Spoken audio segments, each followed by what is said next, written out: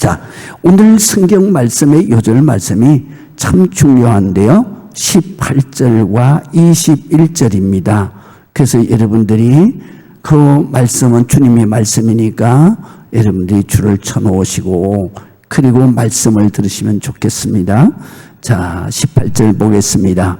봄에 주께서 내게 말씀하시되 속히 예루살렘에서 나가라. 그들은 내가 내게 대하여 정언하는 말을 듣지 아니하리라 하시거늘 그랬고요. 그 다음에 21절 또 주님이 말씀하십니다. 나더러 또 이르시되 떠나가라. 내가 너를 멀리 이방인들에게로 보내리라 하셨나니라. 그렇습니다. 우리가 신앙생활을 하는데 가장 중요한 것은 내가 처음 예수를 믿든지 내가 예수를 믿고 10년이 됐든지 20년이 됐든지 우리가 가장 중요한 것은 내가 하나님을 믿고 나서부터 하나님과 내가 소통의 통로가 열려야 된다. 이 소통의 통로가 열리지 않으면 그러면 내가 하나님이 주시는 은혜도 축복도 그 다음에 내가 기도드렸는데 응답이 내게 오는 것도 그 다음에 문제가 해결되는 것도 감사한 것도 소통이 안 되면 그러면 그 모든 것이 다 내게 임해지질 않는 거예요. 임해도 깨닫지를 못하는 거예요. 그렇기 때문에 우리는 예수님을 믿는 순간부터 우리는 예수님과 내가 항상 교통해야 된다.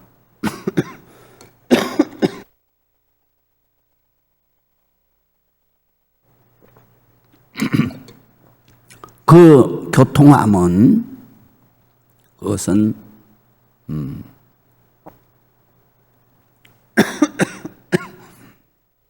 제가 올라오기 전에 성령님께서 지켜달라고 기도를 했는데요.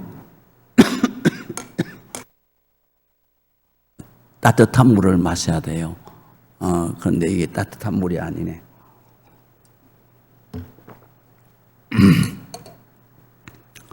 그래서 우리가 소통을 하는데 소통을 하는데 우리가 주님 앞에 드리는 것은 기도예요. 그러면 주님이 우리에게 주시는 것은 뭐예요? 소통이 서로 쌍방향으로 소통이 돼야 되잖아요. 내가 말하고 그 다음에 주님이 말씀하시고 그 다음에 내가 주님의 말씀을 들어야 되고 그 다음에 주님이 내 기도를 들으셔야 되는 것을 확인해야 돼요. 이게 바로 소통이 이루어지는 거예요. 그런데 예수 믿는 사람들이 대부분 다 이 소통을 잘 모르기 때문에 그렇기 때문에 자기가 뭐냐면 하나님과 일방적인 소통밖에는 안 이루어지는 거예요. 일방적인 소통은 뭐냐? 내가 기도하는 거로밖에는 내가 느낌이 없어요. 그렇기 때문에 우리가 감사해야 되는 거. 하나님이 문제 해결해 주신 거. 그 다음에 하나님이 축복해 주신 거. 이런 거를 저는 내가 못 느끼는 거예요. 그렇기 때문에 완전한 은혜를 누리고 살지 못하는 거예요. 그래서 성경은 항상 우리에게 뭐냐면 예수를 처음 믿는 사람이든지 아니면 10년을 믿은 사람이든지 30년을 믿은 사람이든지 가장 중요한 것은 뭐냐? 소통이 이루어져야 된다. 그래서 소통은 어떻게 되냐? 내가 기도드리는 거는 예수 믿는 순간에 금방 기도가 돼요. 그렇지만 하나님이 내게 말씀하시는 것은 내가 몰라요. 어떻게 내게 말씀하시니 모르는 거예요. 그렇기 때문에 그것은 성경 말씀을 통해서 내가 깨달아야 돼요. 아, 하나님은 이렇게 나에게 소통하시는구나. 이렇게 말씀하시는구나. 그래서 이 소통의 길이 열려야 되는데 그게 뭐냐? 쌍방으로 열리는 것은 주님이 어떤 형태로든지 내게 의사 전달하는 것을 내가 알아야 되는 거예요. 알아들어야 되는 거예요.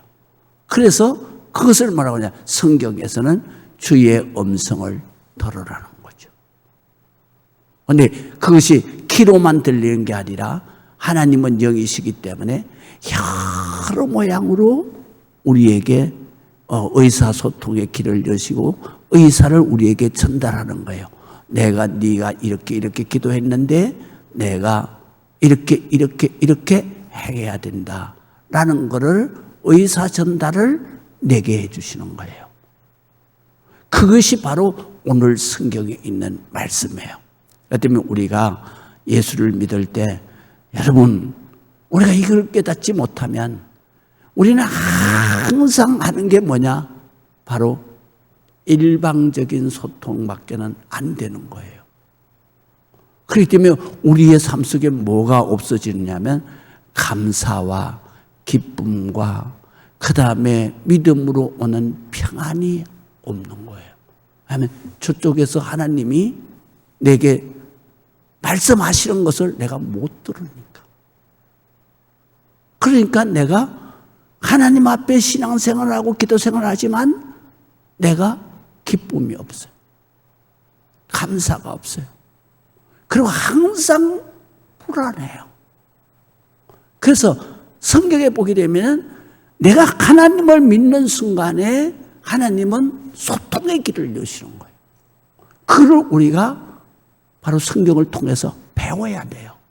이거는 그냥 물론 내가 터득하는 사람도 있어요. 그런데 그 터득을 하기까지는 수십 년이 걸릴 수도 있어. 그렇기 때문에 성경에서는 그래서 예수님이 뭐라고 그러냐면 이게 소통이라고 하는 게 바로 먼저 믿는다고 해서 먼저 열린 게 아니다.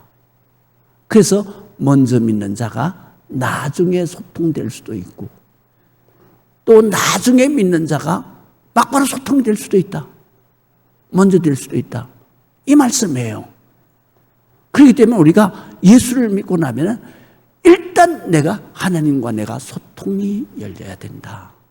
그래서 오늘 성경에 보게 되면 사도 바울은 예수님을 핍박하다가 그러다 다메섹에서 만났잖아요. 예수님을 만났는데 그 사도 바울은 예수님을 만나고 막바로 소통의 길이 열렸어요.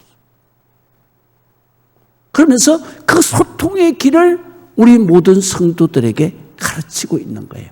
이게 오늘 본문에 있는 말씀이에요. 그렇기 때문에 1절에서부터 11절까지는 지난번에 제가 설교했던 것처럼 이 사도 바울이 예수님을 박해하던 사람에게서 다메섹에서 예수님을 만나면서 예수님의 제자로 완전히 바뀌었어요. 180도로 변화를 받았어요. 그리고 변화를 받았는데 예수님께서 이 사도 바울에게 바로 소통의 길을 여시기 위해서 그래서 아나니아를 통해서 사도 바울에게 바로 소통의 길을 열도록 쫙 하신 거예요. 그것이 바로 오늘 성경에 있는 말씀이에요. 그 때문에 이 말씀은 사도 바울의 그 소통의 길을 여는 그 역사를 우리에게 가르치시는 거예요. 지금 너희가 예수를 믿고 나서 소통이 안 된 사람들이 다 있지 않냐. 그러면 소통은 어떻게 하나님과 소통의 길이 열리느냐. 그래서 우리가 한 말씀씩 보겠습니다. 그래서 11절까지는 바울이 예수님을 만나서 그래서 다메섹 성으로 들어왔어요. 그리고 12절에는 이렇게 말씀하세요. 율법에 따라 경건한 사람으로 거기 사는 모든 유대인들에게 칭찬 듣는 아나니아라 하는 이가 내게 와 곁에 서서 말하되 형제 사울아 다시 보라 하거늘 즉시 그를 쳐다보았더라. 이 말씀이 9장에도 또 나와요. 9장에는 상세하게 나와요. 그리고 오늘 성경에는 22장에는 지금 유대인들에게 많이 있는 데서 자기 간증을 하다 보니까 상세하게 할 시간이 없어요. 그래서 딱 한 줄로 요약을 했어요.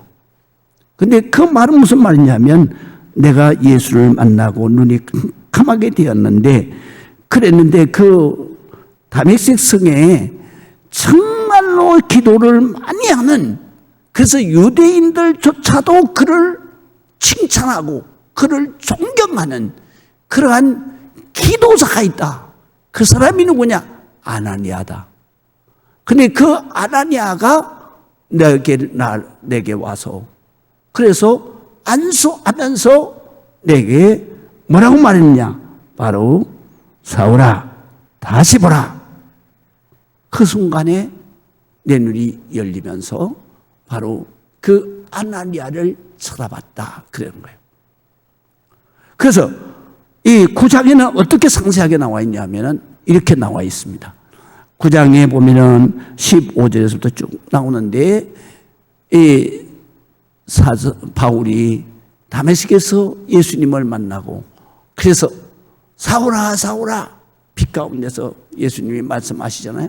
그러니까 너무나도 무섭고 놀라서, 그래서 땅에 엎드려 가지고 주여 당신은 누구십니까? 그러니까 예수님이 나는 내가 핍박하는 예수다. 그러시면서 바로 사도 바울을 부르신 거예요. 그러고 났는데 예수님이 9장에 보면은 그 즉시 바울이 바로 다메섹 도성으로 들어가는데, 그 사이에 예수님이 아나니아에게 임하시는 거예요. 그래서 지금 내가 바로 우리 성도들을 핍박하던 사울이라고 하는 청년이 너를 내가 빨리 찾아가라. 그가 바로 눈이 어두워서 지금 어느 집에 머물고 있다. 그래서 아나니아가 뭐라고 대답하느냐? 그 사람 말이지. 스데반도 죽이고, 그리고 여기도 우리 성도들을 잡아 죽이려고 왔는데 내가 그 사람을 어떻게 따라갑니까? 그랬더니 아니다. 지금 내가 만났다. 그러시면서 그는 이제 바로 이스라엘 백성이 아닌 이방 사람들, 헬라, 로마 사람들을 바로 예수를 증거할 수 있는, 그래서 이방인의 사도로 내가 택한 그릇이다. 그러면서 내가 그를 안수하고, 그리고 그를 바로 예수 그리스도에 대해서 잘 가르쳐서 세례를 주고 바로 이방인의 사도로 내가 세워라. 그러는 거예요. 그래서 이 아나니아가 바울에게로 가는 거예요. 그래서 바울에게 가서 오늘 12절, 13절에 바로 내게 누가 왔느냐? 아나니아가 와서 곁에 서서 말하되 형제 사울아 다시 보라. 근데 9장 17절에 뭐라 그러냐면 아나니아가 떠나 그 집에 들어가서, 그러니까 사도 바울이 머물고 있는 집에 들어가서 그에게 안수하여 이르되 형제 사울아 주 곧 내가 오는 길에서 나타나셨던 예수께서 나를 보내어 너로 다시 보게 하시고 성령으로 충만하게 하신다 하니, 즉시 사울이 눈에서 비늘 같은 것이 벗어져 다시 보게 된지라. 일어나 세례를 받고 음식을 먹음에 강건하여지니라. 그랬어요. 이게 바로 상세하게 말씀하시고, 그러니까 예수님은 사도 바울 눈이 안 보이는 거예요. 눈만 안 보이는 게 아니라 그때부터 밥을 못 먹는 거예요. 그래서 밥을 못 먹고 있을 때, 그때에 우리 주님은 아나니아가 기도하는 가운데 있는데 아나니아를 보내는 거예요. 그래가지고 안수를 하는 거예요. 그리고 안수를 하고 세례를 받는 거예요. 안수를 할 때 어떤 역사가 일어났느냐? 보이지 않던 눈이 열렸어요. 그 다음에 또 그가 밥을 먹지 못했던 그 모든 것이 깨끗하게 나았어요. 그래서 음식을 먹고 건강하게 되었더라. 그리고 사도 바울이 거기에서 계속 아나니아에게 머물면서 예수님에 대한 말씀으로 교육을 받는 거예요. 자기가 믿지 아니했던 예수가 메시아라는 사실을 아나니아가 구약 성경을 전부 가르치면서, 그리고 자기가 기도하면서 예수님의 음성을 들은 것을 전부 간증을 하면서 그에게 바로 예수 그리스도가 메시아고 하나님이라는 사실을 가르쳐 주는 거예요. 뿐만 아니라 그에게 뭐라냐, 그 예수가 너를 바로 이방인들의 사도로 세웠다. 그러니까 예수 그리스도의 음성을 듣고, 그리고 내가 이방인의 사도로 일생을 살아야 한다 라고 가르친 거예요. 그래서 그때부터 사도 바울이 기도하면서, 그러면서 기도할 때마다 주님의 음성이 들려지는 거예요. 그래서 주님과 교통을 하는 거예요. 그 전까지는 바로 기도밖에 안 해요. 일방 소통밖에 안 된 거예요. 그런데 이 아나니아가 기도하고 안수기도하고 그 다음에 말씀으로 가르치고, 그리고 아나니아에게 들려진 예수님의 음성, 이런 것들을 전부 다 듣고 보니까 내가 영적인 귀가 열린 거예요. 그래서 주의 음성을 듣게 되는 거예요. 그래서 사도행전에 보면 사도 바울이 어려운 고비 때마다 기도할 때, 그때에 주님이 말씀을, 고비 때마다 말씀을 하시는 거예요. 어떨 때로는 바로 이 예루살렘에서 빨리 떠나라. 또 어떨 때는 고린도에서는 기도할 때에 막 그가 이제 고린도를 포기하고 떠나려고 하니까, 그러니까 뭐라고 하냐, 예수님께서 아니다, 떠나지 마라. 이 성에 내 백성이 많다. 그래서 사도 바울이 떠나려고 했던 고린도를 2년 동안 있으면서 교회를 세우고 수많은 영혼을 바로 성도로 세우고, 그리고 나서 이제 주님이 떠나라 했을 때 떠나는 거예요. 그러니까 이렇게 해서 사도 바울이 주님을 만나고, 그리고 주의 음성을 듣기까지 모든 과정을 우리에게 가르쳐 주시는 것이 오늘 본문에 있는 말씀이에요. 그렇기 때문에 우리가 예수를 믿는다고 해서 주의 음성이 그냥 들려지는 게 아니다. 그렇기 때문에 어떻게 들려지느냐? 첫 번째로는 오늘 성경에 보니까 아나니아를 보내서, 그래서 안수를 하는 거예요. 그래서 사도행전에 보게 되면은 안수할 때, 그때에는 아나니아가 안수하는 게 아니에요. 주님이 여기시니까 육신이 없잖아요. 그러니까 아나니아의 손을 빌려서 바로 사울에게 안수하는 거예요. 그렇게 하니까 형제 사울아 다시 오라. 그러니까 이것은 누가 해요? 아나니아가 말을 하지만 그것은 바로 우리 주님이 말씀하시는 거예요. 그 순간에 눈에서 비늘 같은 것이 떨어지면서 눈이 보여지는 거예요.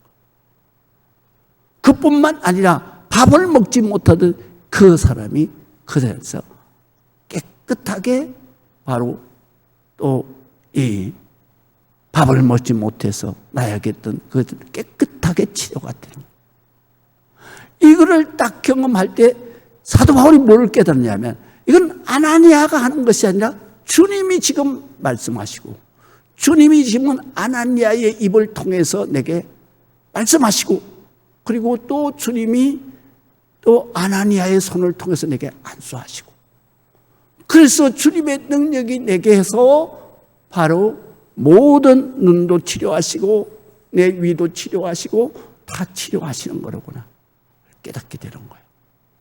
그래서 주의 음성은 항상 제일 먼저 내게 어떻게 임하느냐, 내 귀로 임하는 게 아니고 바로 주의 종의 말씀을 통해서, 기도를 통해서 내게 들려져야 되는 거예요. 이제 이해가 되시죠? 네. 그 다음에 두 번째로는 오늘 성경에 보니까 그 다음에 내가 주의 음성을 들으려고 하면 어떻게 하냐? 세례를 받아야 되는 거예요. 내가 계속 기도하면서 주의 음성을 듣는 건 어떻게 듣느냐? 세례를 받아야 되는 거예요. 그래서 여기에 보게 되면 바울이 어떻게 66절을 보세요. 이제는 왜 주저하느냐? 일어나 주의 이름으로 불러서 세례를 받고 너의 죄를 씻으라 하더라. 이 세례가 무슨 의미를 가져요? 우리가 물세례를 받아도 그게 우리가 그렇게 생각하는 그런 가볍게 생각하면 안 되는 거예요. 이 세례도 역시 목사가 세례를 주는 게 아니에요. 성부와 성자와 성령의 이름으로 세례를 주노라라는 것은 바로 하나님이, 그러니까 성부 하나님 아버지, 또 성자 예수 그리스도, 나의 주님, 성령 하나님의 여기신 성령의 이름으로 내게 세례를 주는데, 세례는 뭐냐? 내가 모든 걸 씻는다는 거예요. 모든 걸 씻는다는 얘기는 뭐냐? 네 속에 있는 모든 죄를 씻는다. 나는 이것을 갖다가 모르고 가볍게 여기고 아무것도 아닌 것처럼 생각을 할 수 있을지 모르지만, 그러나 하나님이 하시는 것은, 세례를 할 때는 바로 이 하나님이 하시는 거예요.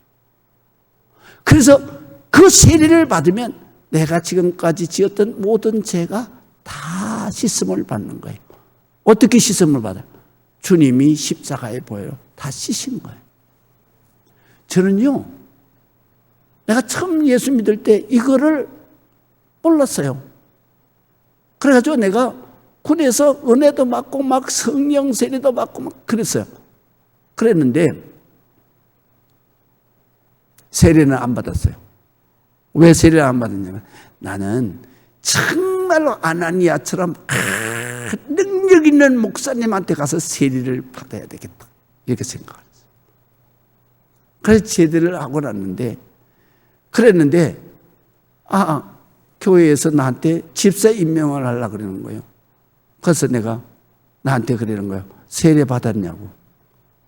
그래서 내가 세례 안 받았다. 그랬더니 왜 세례를 안 받냐고 그런 거예요.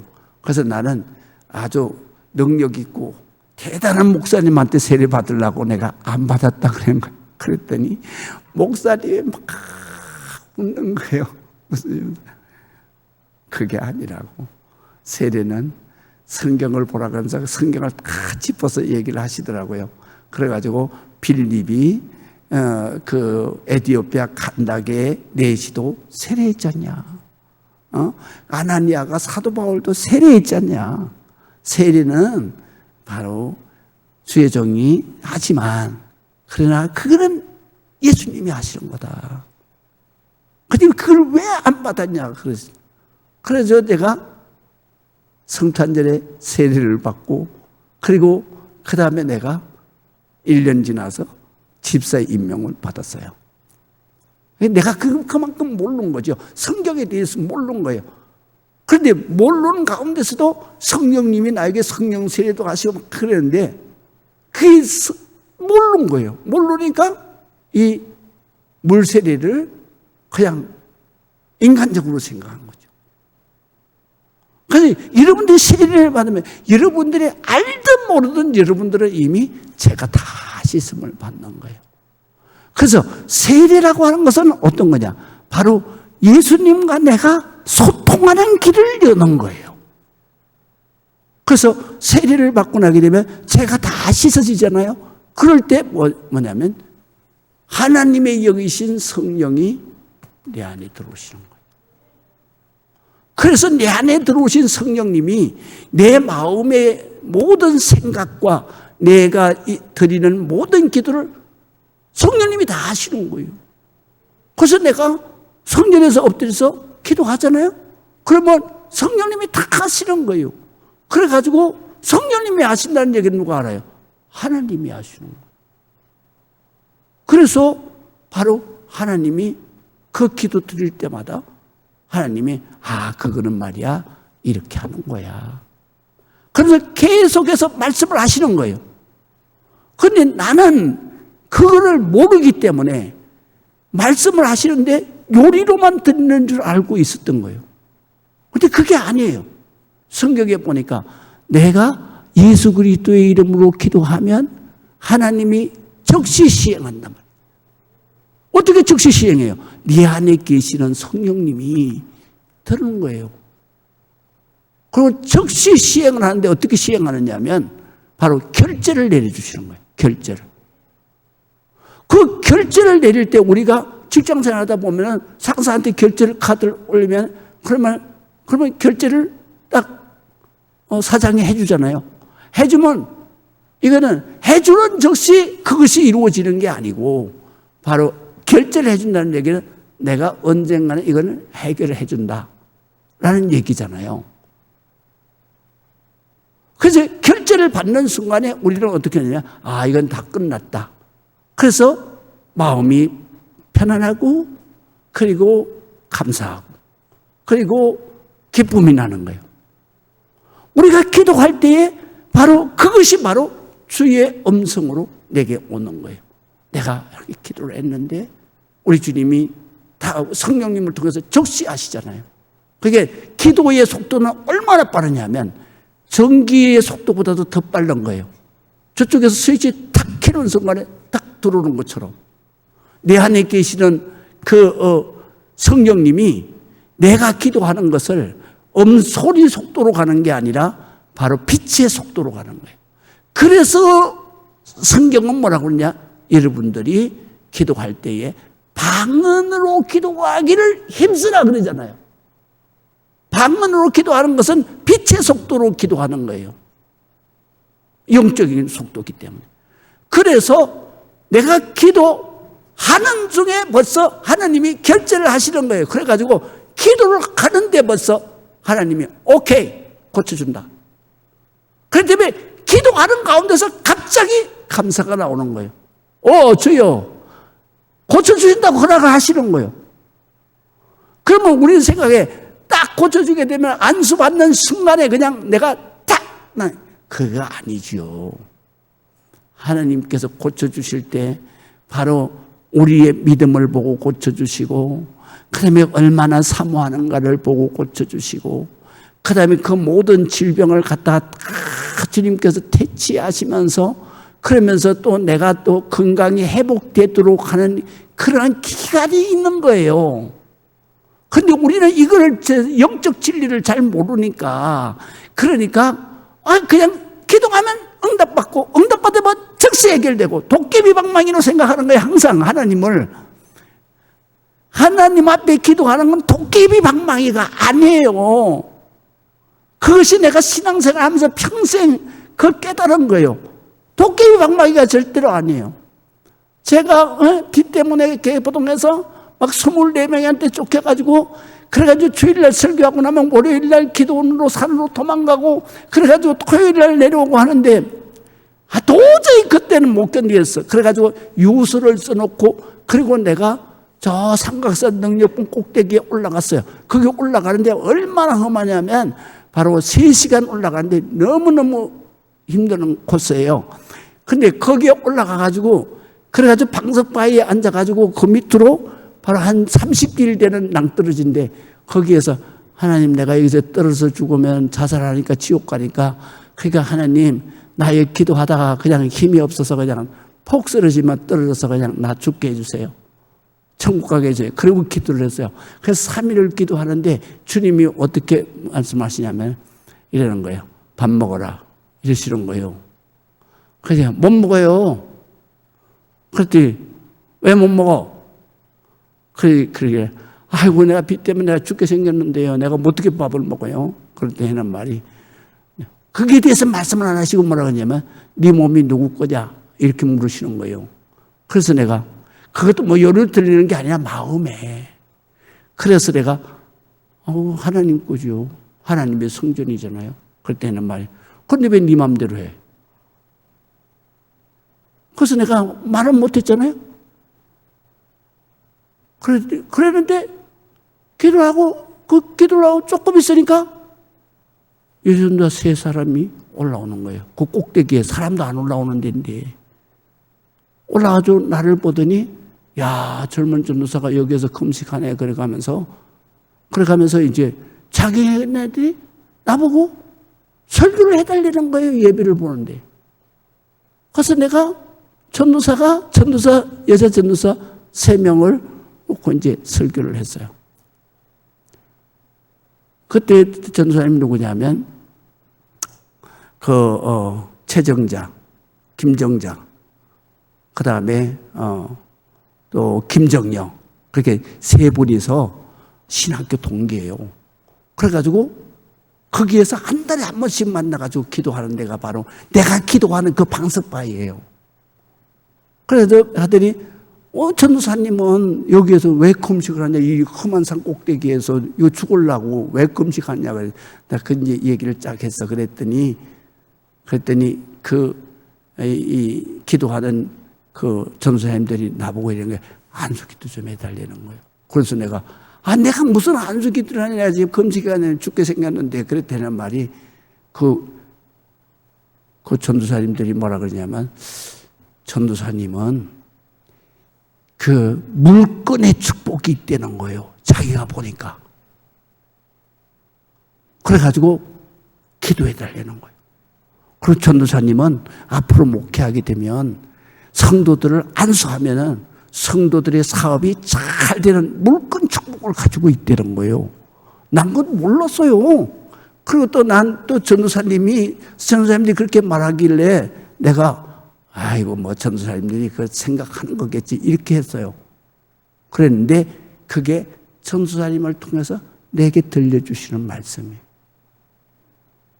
그래가지고 그 중에서 김정려 전도사가 그 불광동에 사는데 그 길로 내려가서 보식을 해가지고 가지고 올라오고, 그 다음에 우리 집에다 전화를 하라 그랬더니 전화를 했더니 우리 유명철 집사가 그 보식한 걸 가지고 올라와서 전도사님이 여기까지 금식하세요.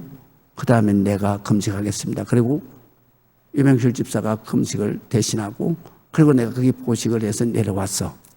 내려온 다음에는 하나님이 응답 주셨으니까 하나님께서 돈 많은 권사님들을 그냥 한 방에 뚝딱 해가지고, 그때 아주 급한 게 한 4천만 원 됐어요.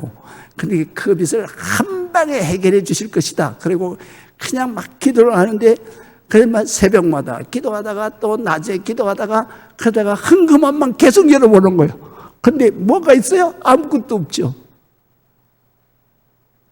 근데 하나님의 응답은 그렇게 오는 게 아니더라고요. 그때 내가 은혜를 받은 게 뭐냐면 야고보서 1장이에요. 너희가 시험을 당하거든 온전히 기쁘게 여겨라. 이는 너희로 구비하고 조금도 부족함이 없이 온전케 하려 하심이라. 그럼에도 불구하고 문제가 해결되지 않을 때에는 후히 주시고 꾸짖지 아니하시는 하나님께 구하라. 그러면 지혜를 더하여 주시리라. 돈을 주는 게 아니라 지혜를 주신다는 거예요.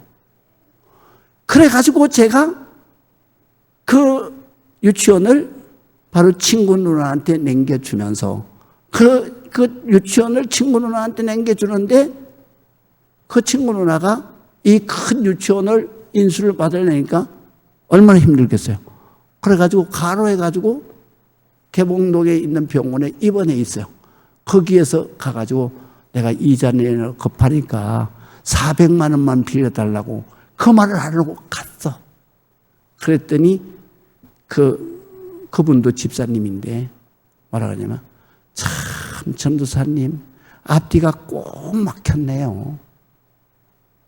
그러면서 언제까지 이렇게 빚내가지고 이자 주겠냐고.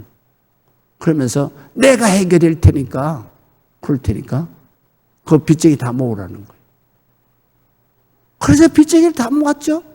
그랬더니 이 집사님이 아주 지금 당신들이 말이야 여기에서 이거 뭐 시설하고 다 해서 당신네들 본들은 다 가져갔네. 그러면서 하는 얘기가, 전사님이 이렇게 아무것도 나올 게 없는데 여기 와서 복까지 키면은 이 사람 죽어요. 죽으면 여러분들 돈 받아요? 못 받아요. 그렇기 때문에 내가 보증 설 테니까 3년 동안만 이 전도사님이 목회 잘 하도록 도와주자. 그래서 이 전도사님이 해결하도록 하자. 그랬더니 나만 만나면 죽이려고 멱살 달라들던 사람, 멱살 쥐고 달라들던 사람들이 그 자리에서 다 수긍하고 가버렸어. 그때부터 내가 도망도 안 다니고 그냥 기도하고 전도하고 그래서 교회가 부흥해가지고 3년 만에 그 빚을 다 갚아버렸어요. 이게 바로 하나님의 음성이야. 할렐루야. 이게 바로 하나님의 역사야. 이거를 깨닫는데 내가 3년 걸렸어요. 여러분들도 오늘 잘 오셨어. 여러분들이 기도할 때 하나님은 반드시 내게 기도하는 중에 응답하시는 거다. 그 응답은 뭐냐? 내 마음의 기쁨이 충만하리라. 하나님이 결제를 하시면 끝나버린 거야. 오케이, 내가 너 살려준다. 그때부터 난 내 마음의 기쁨이 충만한 거야. 하나님이 살려주니까.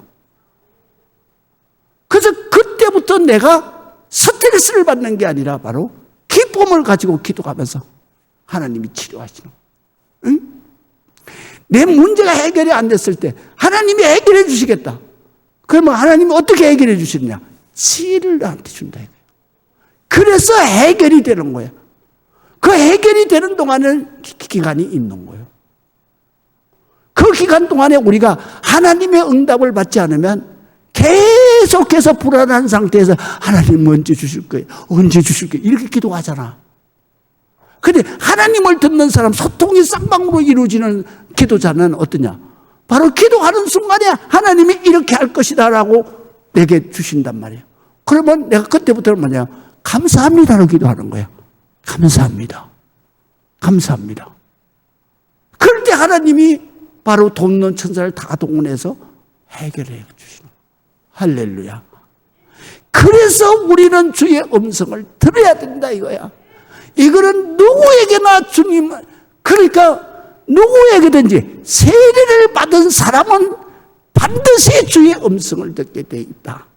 그것이 갈라디아서 2장 20절에 나와요. 어떻게 나오냐면 이렇게 나와요. 내가 그리스도와 함께 십자가에 못 박혀 죽었나니. 이건 뭐냐? 세례를 받을 때요. 내가 죽는다. 그것이 바로 세례다 이거야. 그래서 그런즉 이제는 내가 사는 것이 아니요 오직 내 안에 그리스도께서 사신 것이다. 내 영혼이, 내 마음이 바로 내 욕심으로 사로잡혀 있던 이 마음이 싹 죽어버리는 거예요. 죄가 씻어지면서다. 욕심이라든가 모든 게 다 죽어버리면 그 다음에 그 안에는 뭐냐?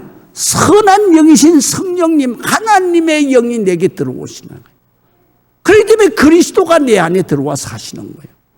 그래 사시면서 이제는 내가 육체 가운데 바로 육적인 욕심 가운데 죄 가운데 사는 것이 아니라 내가 육체 가운데 사는 것은 나를 사랑하시고 나를 위하여 자신을 버리신 하나님의 아들 예수 그리스도를 대속의 은혜를 믿는 믿음으로 사는 것이다.